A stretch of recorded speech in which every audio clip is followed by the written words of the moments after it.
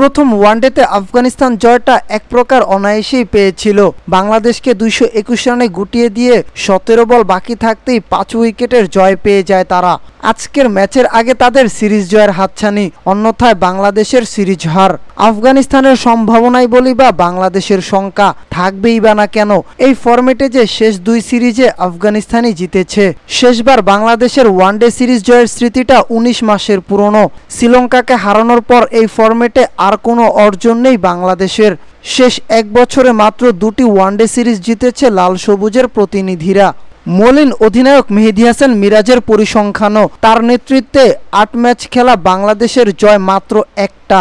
Do or die ম্যাচে অধিনায়ককে পরিবর্তন আনতে হচ্ছে একাদশে।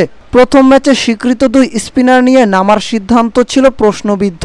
আবুধাবির মন্থর উইকেটে 3 পেসারের যৌক্তিকতাও ছিল না। সিরিজ বাঁচানোর মিশনে বাড়তি স্পিনার খেলাবে টিম ম্যানেজমেন্ট। ফেরানো হবে রিশাদ হোসেনকে, ফিরবেন অভিজ্ঞ মুস্তাফিজুর রহমানও। তাদের জায়গা করে দিতে বেঞ্চে বসবেন তাসকিন আহমেদ আর হাসান মাহমুদ।